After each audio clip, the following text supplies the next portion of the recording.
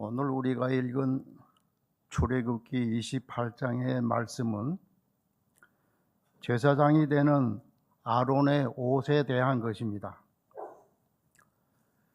하나님께서는 아주 멋진 디자이너가 되셔서 대제사장 아론의 입을 옷을 디자인하신 것입니다. 물론 하나님께서 직접 가위를 들고 옷을 제단하신 것은 아닙니다. 하나님께서 이스라엘 백성들 가운데에서 그 마음이 지혜롭고 하나님이 보시기에 합당한 제단사를 선택하셨습니다. 이런 제단사의 손을 통하여 하나님께서 작업을 하셨습니다. 출애굽기 38장 23절에 보면 이 제단사의 이름은 오홀리압이라고 하는 사람이었습니다. 그는 하나님의 명령으로 옷을 제단할 때 자기 임의대로 옷을 제단한 것이 아니라 하나님께서 말씀하시는 대로 실행하였던 것입니다. 먼저 하나님께서는 제사장들이 입어야 할 옷에 대해서 그 재료와 장식을 말씀하셨습니다.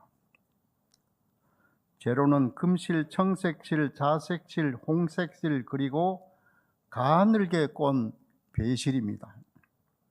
이 모든 실의 재료는 다 예수 그리스도의 성품을 상징하는 색깔입니다. 그러므로 이 제사장은 예수 그리스도를 상징합니다. 하나님께서는 제사장들이 입어야 할 옷을 제단하실 때 단순히 옷만 걸치게 하신 하나님이 아니십니다. 그에게 아름다운 보석을 걸치게 하셨습니다. 그것도 12개의 보석으로 장식하게 하셨습니다. 이 12가지의 보석은 이스라엘 12지파를 상징하는 것입니다. 그것은 하나님께서 선택한 당신의 백성들은 이렇게 하나님께서 언제나 가슴에 품고 사랑한다고 하는 뜻이 있습니다. 오늘날도 마찬가지입니다. 예수 그리스도 안에서 하나님의 선택받은 백성들이 된 그리스도인들을 제사장 아론의 가슴에 달린 보석처럼 하나님께서는 언제나 가슴에 품고 있는 것입니다. 제사장 복식에는 4가지 특징이 있습니다. 첫째로 제사장은 머리에 흰 세마포로 된 관을 썼습니다. 이것은 하나님의 권위에 대한 절대적인 순종을 상징하는 것으로 하나님에 대한 그리스도의 순종을 의미합니다. 둘째로 이마에 정금으로 만든 금패를 둘렀는데 이것은 그리스도의 성결을 상징하는 것입니다.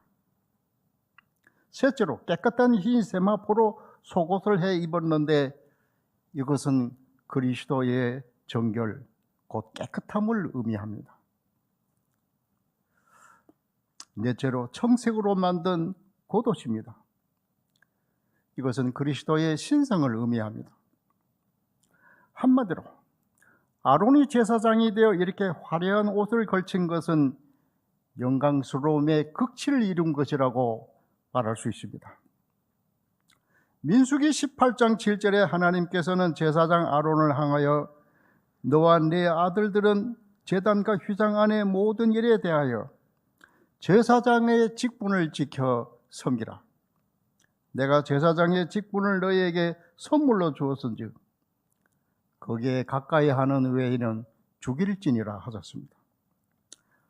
이 제사장의 직분은 아무나 하는 것이 아니기 때문에 여기에 가까이 다가오는 사람들을 죽이라고 하나님께서는 말씀하고 계십니다.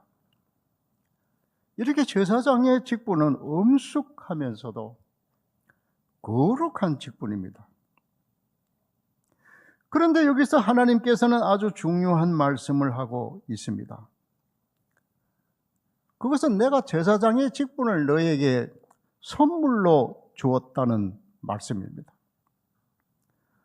선물이라고 하는 용어는 에베소서 2장 8절 9절에도 나오는 말씀입니다. 너희는 그 은혜에 의하여 믿음으로 말미암아 구원을 받았으니 이것은 너에게서 난 것이 아니요 하나님의 선물이라. 행위에서 난 것이 아니니 이는 누구든지 자랑하지 못하게 함이라.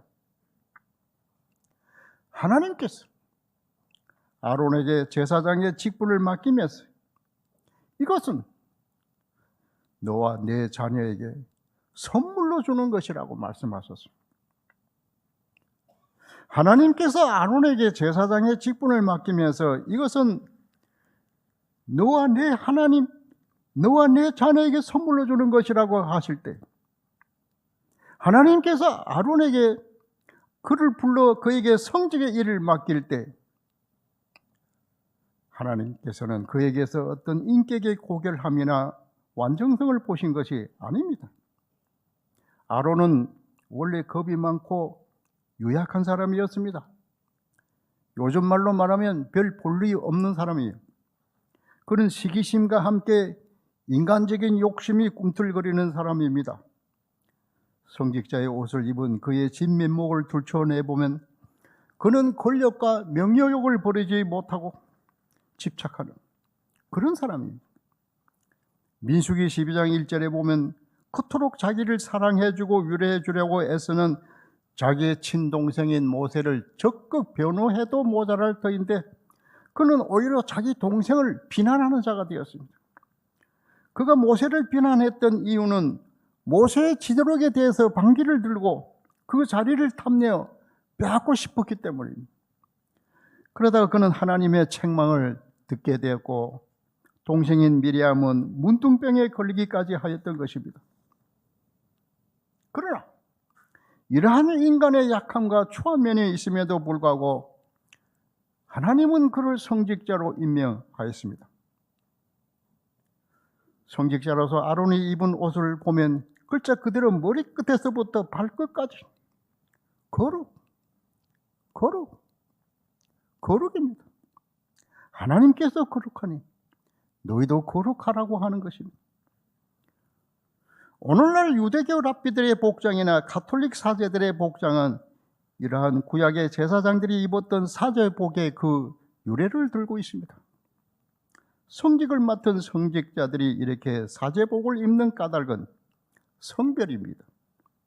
그들의 직분이 일반 다른 직업인들의 직업과는 달리 성별된 것이기에 일반 백성으로부터 그들을 거룩하게 구별하기 위해서입니다. 그러나 종교개혁 이후 칼빈을 따르는 개신교회는 이러한 종교적인 장식들을 벗어버렸습니다. 그들은 성전의 복잡한 구조물들을 단순하게 만들었고 수많은 성상들과 그리고 성자들의 유품과 상징물들을 교회에서 제거했습니다. 예배의식도 보다 단순해졌고 목사들의 복장도 단순화하거나 아예 평상복으로 바꿔버렸습니다. 목사가 평상복 차림으로 예배를 인도하거나 설교한다고 하는 것은 구약의 제사 전통이나 종교 개혁 이전의 중세교회 전통에서는 상상도 할 수 없는 일이었습니다. 더 나아가서 종교 개혁의 결과 모든 평신도가 사제를 통하지 않고 직접 하나님께 기도할 수 있고 죄를 용서받을 수 있다는 그런 면에서 만인 제사장설이 등장했습니다. 그 결과 목사의 직도 성직자로서의 직분이라기보다는 단지 직책상 교인들을 가르치고 교회를 관리하는 전문직으로서의 이미지와 역할을 강조하기에 이른 것입니다. 교회 안에서도 종교적 상징성을 하나하나 벗겨가는 과정에서 목사들 스스로도 성직자로서보다는 단순히 교육자로서 처신하며 살기를 원하게 되었고 교인들 역시 목사를 성직자로 보기보다는 단순히 가르치는 교육자가 되기를 원했습니다. 교회를 지도하는 목사에게는 언제나 두 가지 욕망이 도사리고 있습니다. 거룩한 옷을 더욱더 두껍게 입고 싶은 욕망이 한쪽 구석에 있습니다. 보다도 성직자답게 처신하고 싶은 것입니다. 이런 욕망과 함께 또 다른 욕망이 있습니다. 거추장스러운 성의를 훌훌 벗어버리고 싶은 욕망입니다. 성직자라고 하는 그 거치장스러운 껍질을 다 벗어버리고 일반 교인들과 똑같이 인간적으로 살고 싶은 욕망이 또 한 구석에 자리 잡고 있는 것입니다. 목사를 향한 교인들의 태도 역시 두 가지 상반된 욕구를 가지고 있습니다. 하나는 목사에게 거룩한 옷을 입혀주고 싶은 욕구이고, 또 다른 한 가지는 목사에게서 거룩한 옷을 벗겨내고 싶은 욕망입니다. 목사는 사람이 아닙니까? 우리 인간적으로 터놓고 지냅시다라는 말의 배후에는 성직자의 이중성의 가면을 벗어버리라는 좋은 뜻도 담겨 있지만, 당신이나 나나 벗겨놓고 보면 뭐 다를 거 있겠소 하는 생각도 담겨 있습니다. 그들은 처음에는 성의를 벗어버리는 목사를 멋있다고 칭찬하지만 더 이상 벗길 것이 없는 단계에 이르면 그에게서 실망하고 그를 걷어차 버리고 맙니다. 일본의 유명한 작가 엔도 수사쿠가 쓴 침묵이라고 하는 소설이 있습니다. 이 소설은 단순히 픽션이 아니라 16세기경에 일본에서 실제로 있었던 역사적 사실을 토대로 하여 쓴 것입니다. 그게 이런 내용이 나옵니다. 일본의 선교사로 파송된 페레라라고 하는 신부가 있었습니다. 이 신부가 일본 관원에게 붙잡혀서 고문에 못 이겨 배교하고 말았다고 하는 소문이 포르투갈에 날아들어옵니다. 당시 이 페레라 신부는 인품과 신앙과 학문에서 당대 포르투갈에서 최고의 인물로 손꼽히는 사람이었는데, 그가 일본의 당시의 독국가 정권의 악랄한 고문에 못 이겨 그만 주님을 부인하고 말았다고 하는 이 경악스러운 소식을 접하고 이게 과연 사실인가를 알아보기 위해서 이 페레라 신부의 젊은 제자인 신부 세 사람이 일본에 비밀리에 들어온 것입니다. 그때 이 일본 땅에 들어온 세 사람의 신부 중에 로드리고라고 하는 신부가 있었습니다. 이 로드리고 신부는 그만 불행하게도 일본 관원에 잡혔습니다. 체포된 로드리고 신부는 주님을 부인하면 살게 되고 끝까지 신앙을 고수하면 고문을 당하여 죽게 된다고 하는 위협을 받게 됩니다. 일본 관원들이 그를 끌고 후미에 앞으로 끌고 갑니다. 이 후미에라고 하는 것은 예수님의 상이 새겨진 동판인데, 나가사키 영주했던 이노우에라고 하는 사람이 기독교인들을 합법적으로 살려주기 위해서 만들어 놓은 것입니다. 그 동판으로 만들어진 그 예수님의 얼굴을 밟고 지나가면 배교한 것으로 알고 살려줍니다. 그리고 끝까지 거절하는 사람은 사형장으로 끌고 갔던 것입니다. 그런데 그 예수님의 상은 얼마나 많이 밟혔는지 그 얼굴이 일그러질 대로 일그러진 그런 상태였습니다. 로드리고 신부는 이때 그 예수님의 상을 밟고 살아날 것인가, 아니면 이대로 순교를 당할 것인가를 선택해야 되는 곤혹스러운 처지가 되었습니다. 이때 그는 찢어질 듯이 괴로운 마음으로 그 예수님의 상을 바라보고 있는데, 일그러질 대로 일그러진 주님의 얼굴이 로드리고에게 말을 합니다. 나를 밟아라. 나는 원래 사람들에게 밟히기 위해 이 세상에 왔는데라. 나를 밟을 때 내 마음이 아프겠지. 마음으로 아파하는 그 사랑만으로 나는 충분하다. 괴로워 말고 어서 나를 밟아라. 이 음성을 듣고 로드리고의 신부는 입을 엽니다. 주여, 저는 당신이 언제나 침묵만 하고 계시는 것을 원망했습니다. 그때 주님께서 다시 말씀하십니다. 내가 침묵하고 있었던 것이 아니라 나는 너와 함께 괴로워하고 있었느니라. 이러한 음성을 들은 뒤에 그 로드리고 신부는 그 주님의 그 이그러질 대로 이그러진 동상을 발로 밟습니다. 그리고 살아납니다. 결국 이 로드리고 신부는 살아남았습니다. 비록 신부의 거룩한 옷을 걸치고 있었지만 한 연약한 인간이 그 속에 버티고 서 있는 것입니다. 죽음 앞에서 벌벌 떨고 있는 연약한 인간 말입니다.